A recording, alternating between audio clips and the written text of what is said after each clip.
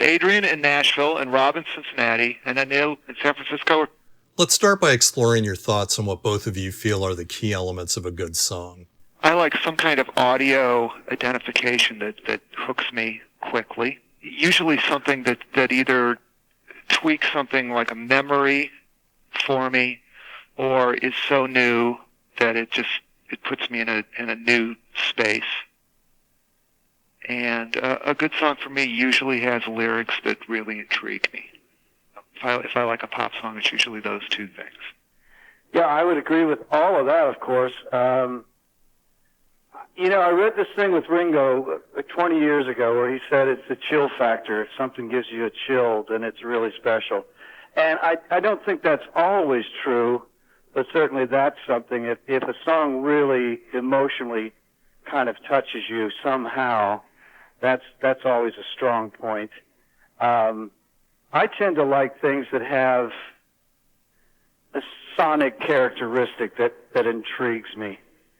It could just be the whole sound of the song or the band or the singer's voice or any of those kind of elements. And I think another final test to it all is really how it stands up on its own.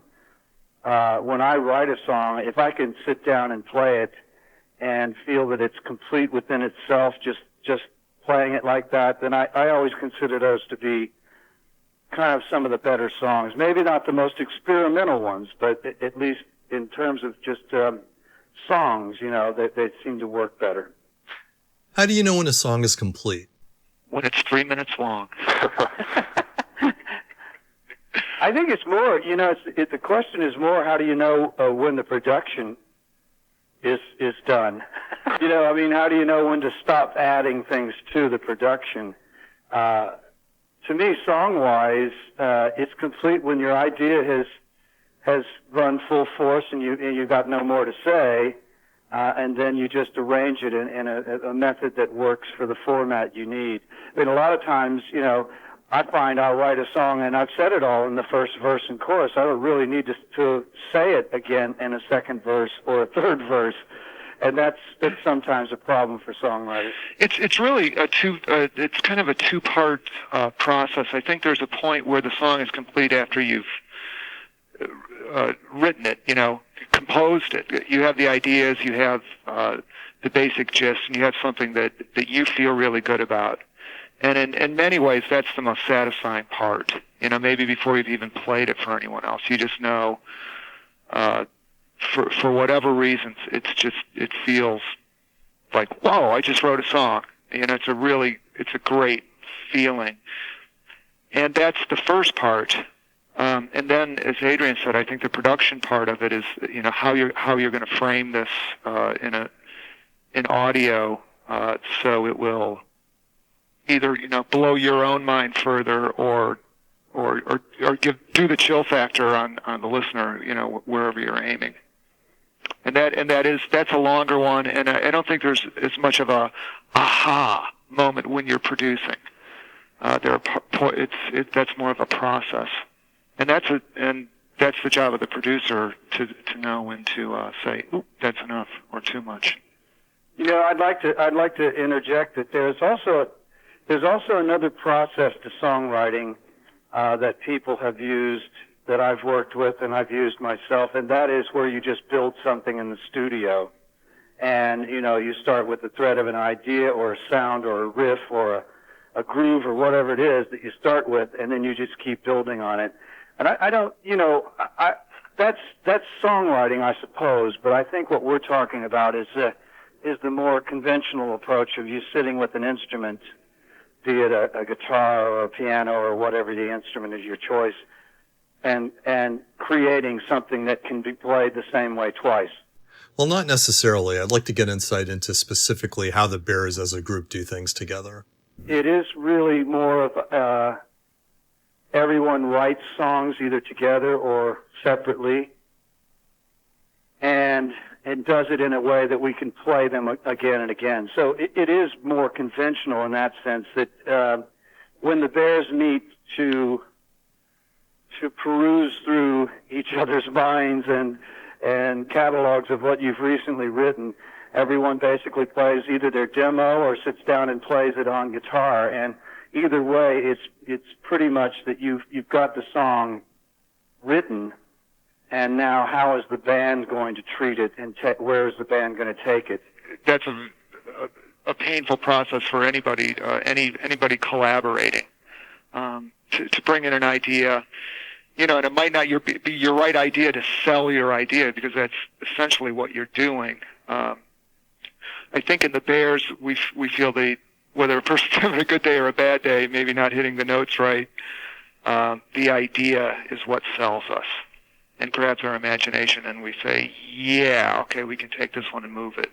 Plus, it's important that we know each other so well, and we know our tendencies and our weak points or whatever, and in that way, we can kind of see through what the process is itself and say, yeah, buried in there's a song the Bears should do, and it may need this or that, or it may not be quite as obvious as one of the other songs, but it's there.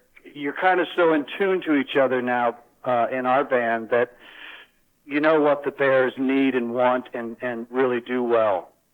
So you kind of write to that. Can you walk me through the process of negotiation amongst the four of you to determine what is and isn't a Bears song? Well, first of all, most often it happens here in the studio, because the way we've been making records lately, everyone comes here for an extended weekend, stays here in the house, and we kind of use the idea of synergy, just quickly finding something and then working it up and really being excited about it and then recording it there on the spot. That's the way we work these days. It's for one thing, it's more economical, but I think another interesting side effect of it is you get a certain level of excitement. So it happens here.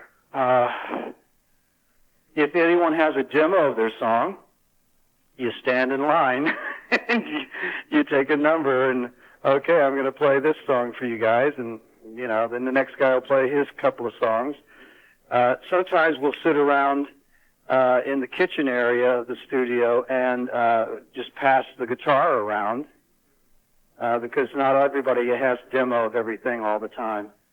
Yeah, it's funny. We don't always. If I knew the combination of getting my songs passed, by this first gauntlet, I wouldn't tell anyone else. But sometimes it's better to present a song just bare bones, acoustic guitar, or piano, even in Bob's case, and voice, or with a little more production added to it. I usually think it backfires when someone has over recorded their idea, because sometimes our reaction to it is, oh, you've got it, it's fine, it's perfect, great. Well, you can put that on your own CD. Yeah, that goes on your solo record. Yeah, that goes on your But solo. that really doesn't happen that often these days, because I think everyone now has done this together enough that we understand that you're really trying to offer something that's flexible, something that everyone else can add something to that they feel good about. So you don't want to define it too much. And even, I think when I present songs now, where, 15 years ago or 20 years ago when I present a song, I would have, and Adrian, here's your part, and Chris, here's what the drums I think you should play. I just leave big gaps, and I just do the part that I know that I can play, and usually that strings it off, and it leaves room. It leaves room for other people to flesh it out. Well, that's what makes it a band and a collaboration, after all, is the fact that you're letting other people take the germ of idea that you have and filter it through their own way of doing things and add their own interpretation to it. And it inevitably, in our case, because we're so well tuned as a band, it comes out sounding like the Bears. I think another part of the process of choosing a song is partly to do with what we know we have and don't have. If you know that Rob's already written a beautiful ballad like Dave, well, you're not really looking for another one of those. You're looking for something up-tempo or whatever. So it's a bit of self-producing as it goes, too. So you're actually thinking about an album's compositional diversity as you guys are sifting through this stuff. That's right. I think we're very, as I said, since we have to be kind of strategic with our time, we always have in mind, well, what's the purpose of this song? Where's this one going? Or is this something we should just work on later? Or, mostly though, I mean, everyone brings in these songs that are so well done, you can tell what they are. And you can say, well, this really, I can hear what the Bears will do with this. Or you can say, no, I don't know, let's wait on that one. Because no one would ever, subject someone else to any ill feelings over any of this, because we all respect each other's writing abilities. Ridicule has not entered the picture. Not yet. So far, yeah. So with the Car Caught Fire album, were all of those songs typically recorded the same day a member would first bring the song to the band? Or at least the same weekend. Like we would say we would converge at Adrian's studio on a Friday. Just we'd hang out, have dinner, and pass around the guitar, play DATs or CDs or however we have our demos on, and do that, and we would just decide, okay, here's 2 or 3 songs. Let's start with song 1 tomorrow, and we get through them that way. It's been a goal basically that each weekend, which is usually a 3 or 4 day period, usually more like 3 days, we try to get started on and as far along on 3 songs as we can. So the first aim is to get the energy, the arrangement of the track correct, play it a bunch of times till we're excited about it. Then the second aim is naturally we play live together and try to get the track, the drum and bass track, Chris and Bob's parts, to be exact. And Chris is so fast, so good. He usually gets his stuff in 1 or 2 takes. And then the rest of us will start adding our parts or replacing mistakes we made or whatever. It may not get finished all the way, but usually in the case of Car Caught Fire, we would leave with 2 or 3 songs that you can pretty well know that they're on their way and they just need some refinements. And naturally, we don't worry too much about the mixing because that takes extra time. Are these weekend songwriting sessions ongoing for a future Bears album? Yes, they are. We already have 6 in the works, and we just without actually meeting. This was an interesting project. Without actually meeting together in my studio or seeing each other face to face, we just did a song for a children's charity record. So it was the idea was, well, you do a child song, a commonly known song. And you have to be a band that's Ohio-based because it's to do with something to do with the. Do you know what it's to do with? I think the governor. The governor. The governor asked us to do it. The governor of Ohio has asked us to do this. So we did. She'll be coming around the mountain. It's wonderful, actually. It's really. I love it a lot. And the way we did it is everybody did their parts separate, and then they shipped. Bob, and Chris did their parts first, shipped them down here. We each sang a verse. Rob sang the first verse, Chris sang the second one, and I sang the third. Put a little guitar on it, mixed it, and said, there you go. But we were asked to do it. We thought, well, that's such a funny idea. Let's go ahead and do it. Plus, it was kind of interesting to try this long-distance recording way of doing things. Now, I don't think I'd like to do a whole lot of that. We've already done it in the past where Rob will have something that he could do on his own when he gets back to Sound Images, the studio where he works, and I'll have some part that I say, well, let's don't bother doing that now. Let's get something we all need to do now, and I'll just do my part later. So we've already gone down that path before, but I think mainly we're a band, and we like to play together as a band. We talked about how you all bring your tunes to the table, negotiate, and work them out, but there's one group-written song on Car Caught Fire called Waiting Room, and on the first 2 Bears records, there's a whole bunch more. Tell me about the process of collaboration when you write a song together as a quartet. I think the reason we didn't have more co-songwriting on Car Caught Fire was just that we'd been apart for a long time and everybody just came to the table with a bunch of songs quickly. But the one you're describing, Waiting Room, was really just a fun bunch of songs. I think every musician or songwriter has little snippets of songs in their, or melodies in mind that they're trying to fit into a song, and it just doesn't fit anywhere. And I think Waiting Room was one of those. I was actually thinking about the Bears, when are we going to finish this record? Because we'd be on, off again. And it was over the course of a couple of years, I think. I said, when is this going to be done? But then it became, that line just became about something else.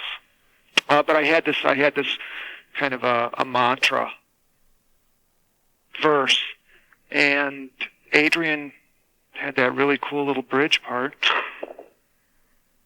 And basically, I had come up to Cincinnati. I think we were rehearsing or something in Cincinnati, and I had a hotel room there, and the guys just came over to the hotel room, and we sat around, and you kind of write it line by line. And I think that is the weirdest thing to do, because whenever you got four people sitting there and you're trying to write words together, it's a very strange moment, because almost anything you say suddenly sounds cliched as soon as you say it. Everybody looks at you like, well, I don't know about that. But eventually you struggle through, and all of us, basically contribute a line here, a line there, or a melody change, or a harmony idea, arrangement idea, whatever. Early on in the 80s, the band really came together on the basis of kind of a writer's workshop, because we all had a lot of songs, and we figured, well, if I got a part that doesn't work for me in this song, maybe Rob's got something that it works for in one of his songs. And that did happen a lot. In fact, the very first song that Rob and I wrote together was a combination of one of his songs and one of my songs. It was called Superboy, and I remember the song of Rob's because I'd heard them play it. What was it called? It was called Valentine. Yeah, Valentine, and I loved that song, but we didn't want to exactly just play songs that they had already been playing, so we stole the chorus from Valentine, and we used the verse idea that I had. And we've done a little bit of that, where you take separate ideas and put them together in a new way. And of course, it requires rewriting. I mean, you don't use the same words, and you may change the melodies and whatever, or even the keys or whatever it needs. But that's something I think has been really good for us, and we will get back to that when we have time in the same place together more often. A couple of years before the Bears started making Car Caught Fire, I made a solo record, and I had a dry period where I hadn't written any songs, and I called Adrian and was bemoaning that fact. And he said, well, why don't you just come down and we'll hang out for a week. And so Adrian and I got together, and I think we had a song within about 2 hours. Because although we didn't have complete ideas, our ideas just fit together. And I left that weekend with just a really cool guitar pattern that Adrian was playing. We didn't have words to it or anything, but I just learned it. What's that you're playing? Let me figure that out. And went home and basically added a chorus to that. So it was a verse, chorus. I modulated it a few times, and it turned into a song. So a lot of it, I think, when you're collaborating with someone, is kind of losing that fear. You need to have a childlike curiosity and really have to let go. I think you have to just let go of any kind of fear, because you're putting a puzzle together and you're creating the pieces. It's like, here's a puzzle. You don't have a box of pieces that are ready to fit necessarily, but you've got them that are at least the right color or shade. And you have to let go in a sense of preconceived notions or egotistical things, which I think the Bears are really good at, because we love playing together. None of that stuff is a problem for us. In some bands I could see it might be a problem, but for the Bears, it's what we're trying to do is just have fun and play music that we all really enjoy, whatever means we can use to get there. And it's not to say we're not egotistical or vain, or we have agendas.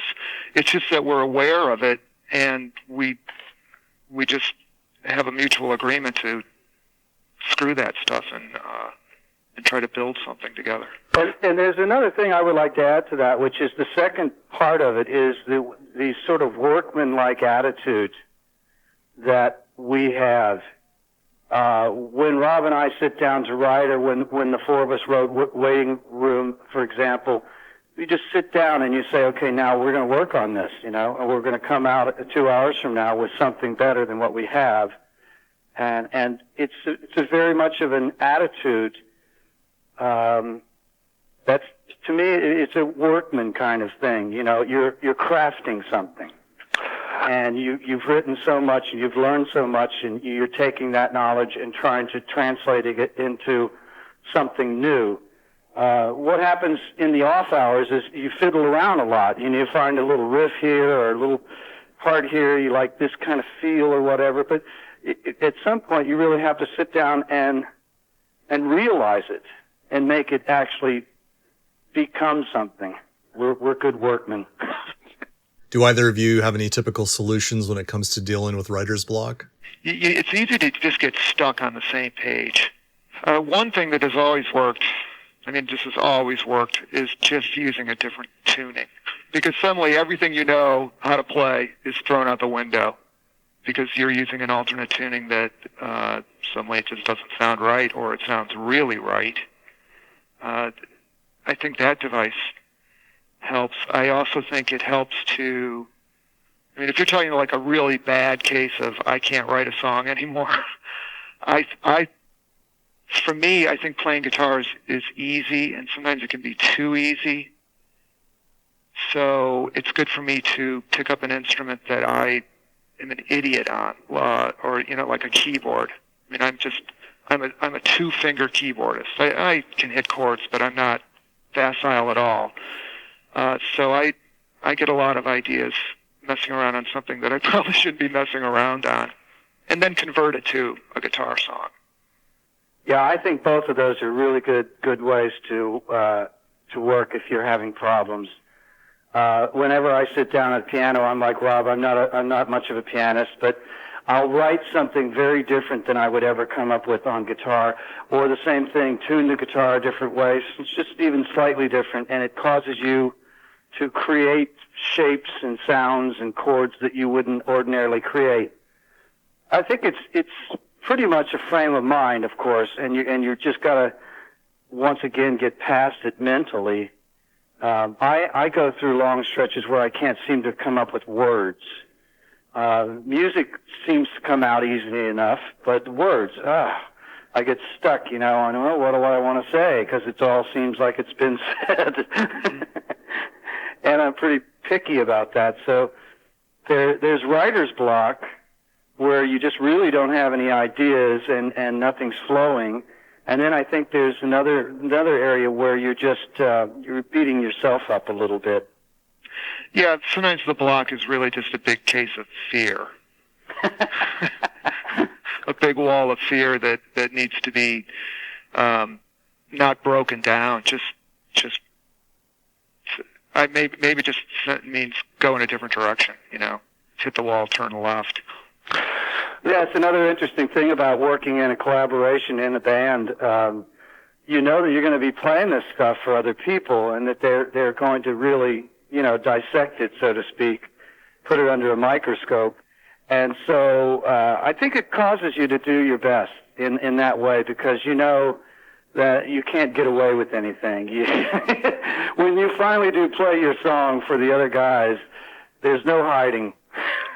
But that fear, that self-criticism that can just paralyze you on your own, you can also do that to other people if you don't watch it. It can be really toxic to someone else's innocent idea.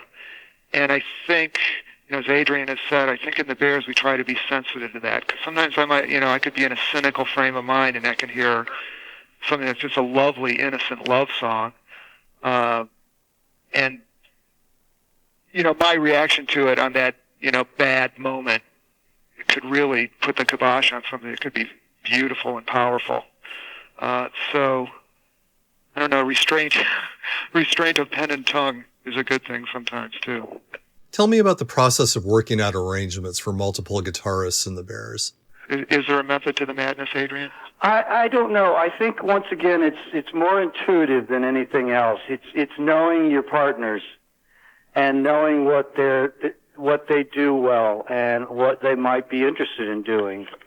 And it's more almost unspoken that I'll know, oh, this is a spot where Rob should do this kind of thing. This is a spot where Rob could really go great and do a solo. Or this is a spot where I think Chris should introduce the mandolin, because that's what he primarily plays as an acoustic instrument in the Bears. He writes on the mandolin, plays on the mandolin a lot, which is something no one else in the band does, so that works out well.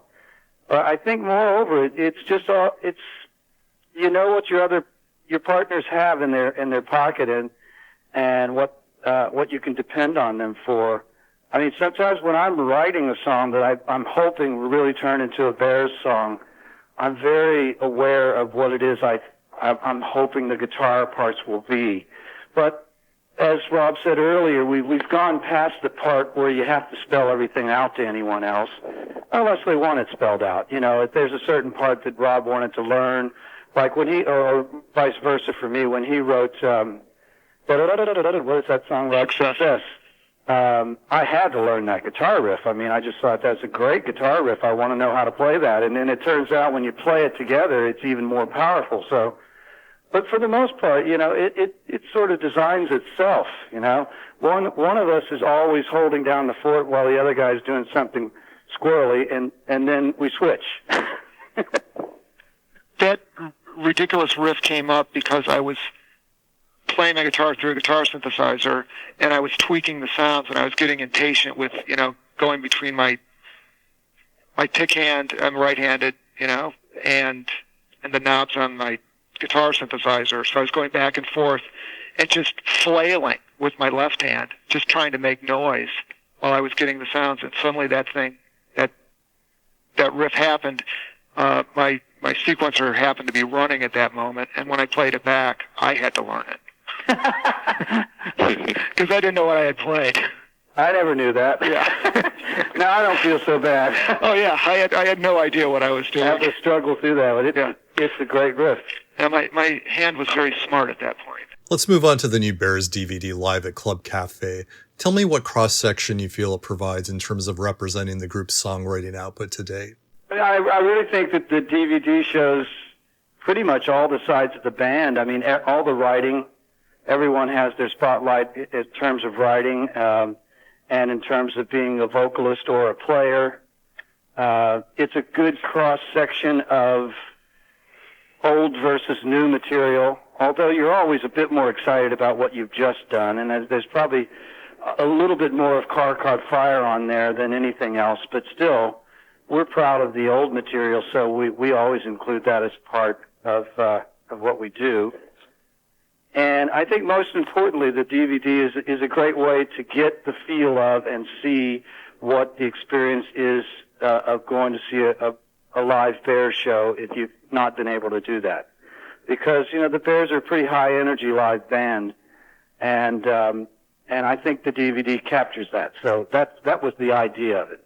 What intrigues you about the DVD format as a medium for releasing music? Well, I like it because it can hold a lot of information. And I don't like it because it can hold a lot of information. Sometimes I think, I grew up with records that were 15 or 20 or, 22 minutes long. And I have this short attention span. So I like short segments of music. But the thing about a DVD is that it holds so much. And what I've enjoyed about the reaction to our DVD, it's not so much the reaction to our performances, because I don't know, I was there, I know what that's like. But people that are fans of the band are really enjoying the backstory, seeing, the individual interviews and how the song came about, how the band met, things like that.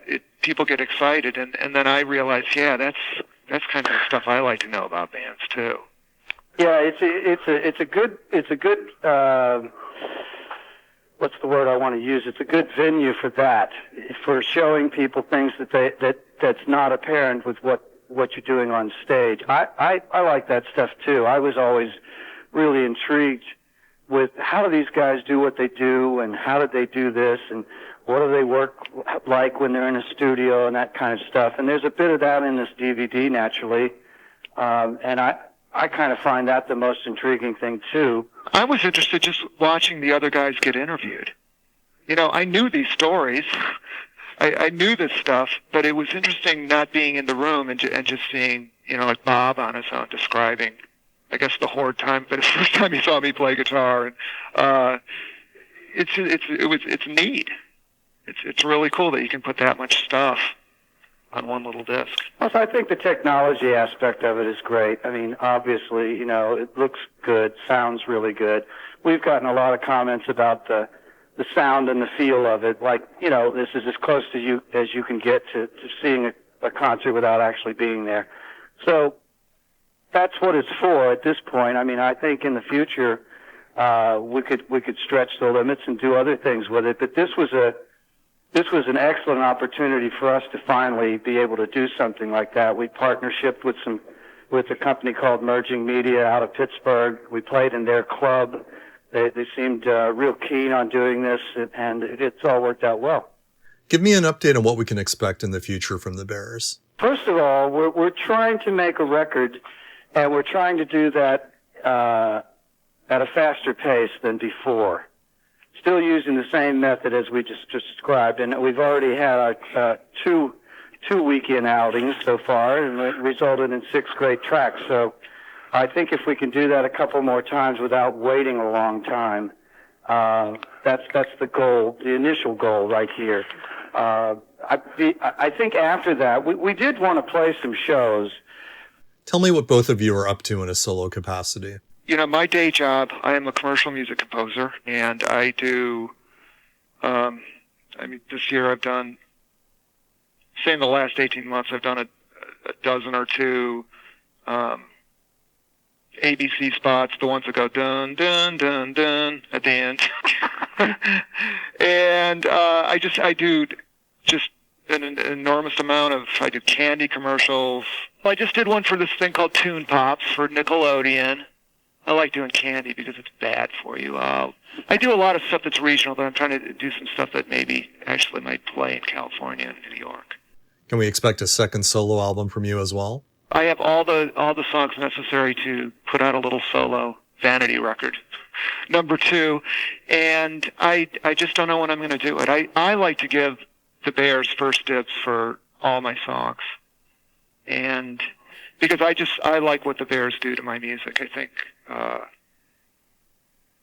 if I know I have a few weak spots in my song writing and presentation, and the Bears just fix that. Your first solo album, Lefty Loose, Righty Tighty, was a phenomenally great record. I agree with what you're saying, Anil. I think his solo album was really a great record, and it showed Bob Fetters, and that's something that a lot of people have been waiting for. But, you know, the Bears are a good venue for all of us in the sense that, you know, I don't feel my music is ever going to be mistreated. And if you ever did feel that way, which I don't think anyone has, all you'd have to do is say so. One thing I wanted to, that I learned from Adrian, it's really helped me in collaborating with other people. I have to do that all the time in commercial work. You know, I'm dealing with ad agencies, I'm dealing with a lot of creative minds, some of whom don't know anything about music, but they've got ideas, some of whom know more about music than I do. And Adrian taught me once, because I was really hurting over some changes that he wanted to make, and I don't even remember the song or whatever in the Bears. But I just didn't want to change it. I did not. I felt like this is going to compromise this, blah, blah, blah. And Adrian just simply said to me, and it took all the wind out of this argument I had, he just said, well, Rob, you've got it your way. You know, that's just way A or way B. Let's just do it way C, you know, and see what happens. Because I was afraid to try anything new. And that really is a good way to work with other people in a collaborative sense. You always have, if you like your demo, you've always got it. And if your demo truly is better than what the band comes up with, the band will probably realize that and go back. You can always put it on your solo record. Yeah, you can always put it on your solo. I mean, in one way, it sounds cruel and cynical, but in the other way, I mean, it's just the way of life. It's really a good way to look at the way other people are receiving what you're doing. That was quite an education for me because I was very rigid, and rigidity is just it's no good. Well, it's understandable because these things become precious to you once you've labored over them and you really feel like you've got something exactly the way you wanted it. It's hard to be produced, in other words. You know, I know I've been on all sides of the coin and I've seen things happen that I wish had turned out differently, but in most cases, you end up with something that's a little better than maybe what you thought it would be. I think in most cases that is really true. Yeah, maybe 90% of the time. If you're willing to just loosen up. All right. What are you up to at the moment, Adrian? I'm working on the Porcupine Tree record, which I'm really, really enjoying. Those guys are great players. What a tight rhythm section. And the songs are really cool. I understand you contacted Steven Wilson proactively to participate in the forthcoming Dead Wing record. What attracted you to the band? Well, I have a friend of mine who sort of does, I have several people now who do what I might call a la carte management. That is, I've given them the nod that if they want to find some project that they think is right for me, then we'll talk about it, I'll look at it, and naturally pay them a commission for bringing that project to me. One of my a la carte managers, he brought Porcupine Tree idea to me, and I really liked it. I thought it was an interesting combination of several things that I like. A little bit like Crimson, a little bit like Tool, but not really the same as either of those things. And I like the songs, and I like everything about it. I mean, it's just good stuff. So custom made for me because Steven Wilson, the producer and main person in the band, I suppose, has given me free rein and just kind of guided me here and there, so play something strangely beautiful in this 17/8 area right here. And so it's been fun. I'm doing it on my own at my studio. Steve and I are not even in the same building together. So there's a powerfulness to what he's doing. It's Trent Reznor English style, if I might say that. I mean, if you want to make comparisons, and maybe no one will feel that's fair, but I feel he's got a real strong vision of what he wants to do, and it has a certain power base to it that's really great. His voice is very fetching. I mean, it's unique, but fits in really well with what he's doing. And musically, I think the thing I like so much about the band is that they do a lot of odd time things that you don't notice so much. They're just in there. They fit together so well that you don't, they slide them right past your ears, which is something that, some bands don't even ever attempt. And sometimes when you do attempt it, it's very obvious. They're really good players. And Steven Wilson, I like his, I've only had these 3 tracks to really work with, so I'm making a pretty snap judgment. I've heard 2 of the records, and I thought the production was great, the sound was great, so I'm interested in hopefully doing some more with them, or at least in seeing them play live. That would be fun. What do you make of the fact that a band as eclectic as Porcupine Tree is signed to a major label and is selling records into the 6-figure territory? Well, I'll tell you something. I didn't know any of that stuff. I trusted my source that this is something I might like, and once I heard it, I liked it. And I made my judgments about working on the record purely, as I always do, out of the fact that, yes, I'm interested in this music, and I think I have something to offer to it. I didn't really know that. That is intriguing, that if they're as successful as you're saying. I don't know what it means. I mean, I can't make hide nor hair, or whatever the term is, out of the way that the record business is unraveling itself. But my hope is that in the end it's going to separate the men from the boys, in the sense that there are a lot of posers in the music business, and that's been true for a couple of decades. People who would be better off calling themselves dancers rather than recording artists and people who just look good on camera, etc. And I'm hoping that maybe what this causes is the artists to, what I see it's causing is it's causing artists to have to learn the business themselves and have to take control of their own destiny and have to be hardworking, productive people, not just fashion figures. It's a nice project. I wish I could be even deeper involved in it, but I'm happy to be involved in it to this level. Apart from that, I've finished now 30 new tracks, which are going to result in 3 new solo records. Started with one, and then I realized it had 2 very separate attitudes. One was a power trio, and one was a kind of a beatbox looped synthesizer attitude.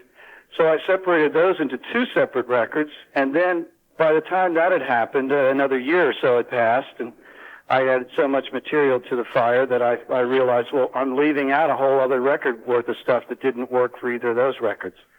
So it's 3 records, 30 songs. I really totally agree with Rob's thinking earlier. I personally like music these days in smaller doses.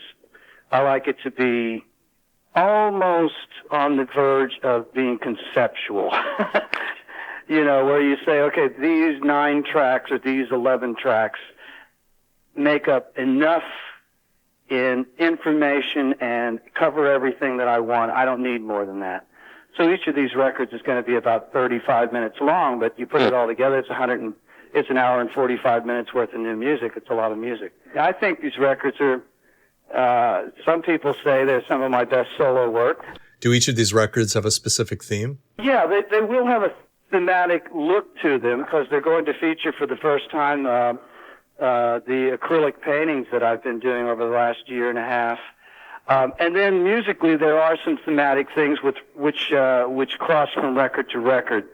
In fact, the first song on the first record is also, in a different version, is the last song on the last record, for example. And there are little themes and things like that go through the 3 records. You know, I didn't want to be overly clever with it, and it's not a concept album, so to speak, but it is, in the sense, I think once you have one, if you like it, you probably want to have the other 2.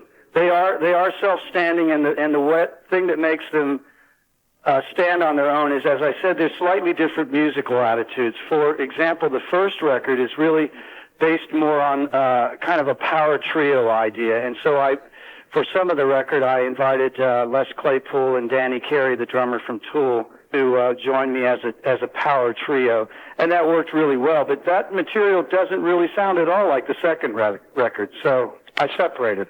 Second record is more like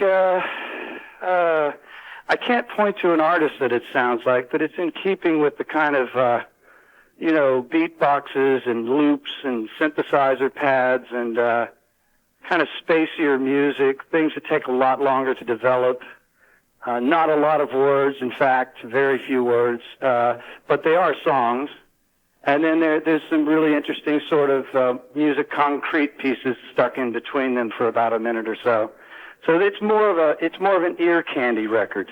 The third record's a combination of both. It's got things that didn't exactly fit on either one, but they relate to both.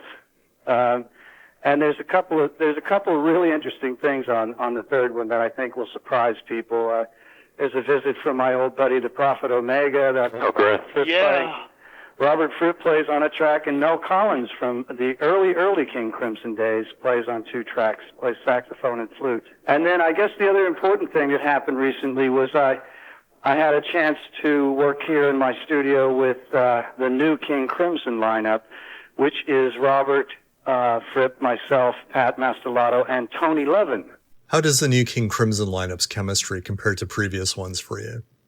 Well, you know, it's really kind of unfair to make comparisons because Trey Gunn, the person that Tony is, whose spot Tony is taking, is a great player and a great person, and I will miss him a lot. It's just different.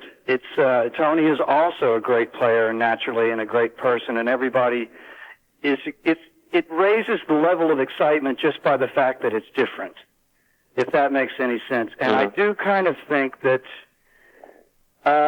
maybe the combination of of Tony and Pat as a rhythm section is somewhat more suited for the music that Robert and I have been trying to write. Now, I hope that doesn't sound like a cut against Trey, because it certainly is not. But anyway, in about 10 days' time, we worked up all the material we had wanted to work up, plus 2 new pieces. And so at any point, King Crimson could be ready to go out and scare the world again. But right now, that's not settled on yet. Robert is touring with G3 across Europe through June. So as far as I know, King Crimson won't be doing anything at least until the fall. What we wanted to do is establish the band with it, establish our repertoire and play together again and make sure it's all working. Worked beautifully. I mean, Tony is such a great player. He stepped in and made it all so easy for all of us. And it was fun. I really enjoyed it. It was nice to play some material we hadn't played for a while. Naturally, the 80s stuff that Tony was a co-writer in is the stuff that really worked easiest. But I thought that the whole thing went really well. And I think another important aspect of it is, Robert is the visionary person in the band, and this is his vision, and it suits what he wants to do next, and it made him very happy. During the 2003 King Crimson Power to Believe tour, I was surprised at how little singing you did. The shows were largely instrumental. Yeah, that's true. I don't know why. There was a period of time, with Crimson where everything was starting to aim towards, improvisation and a lot of lengthy musical pieces. And I really thought, I don't know, maybe this band doesn't really need that much singing these days. At the same time, I was entering a period lyrically where I was trying out the idea of sort of some kind of haiku poetry approach where you just have a few lines and you sing them in a few places. Totally not the verse and chorus idea of normal songwriting. And I tried that for the last record, and I liked it for somewhat, but I still would not ever want to give up the idea of just sitting down and writing a full-fledged song in the normal way. How do you look back at the 2001 tour when King Crimson opened for Tool? When King Crimson opened for Tool, I had an epiphany, in fact, because we started our tour with them as the opening act. We played 1 hour, and it started at Red Rocks in Colorado, which is a very well-known venue. I think is about 10,000 people there.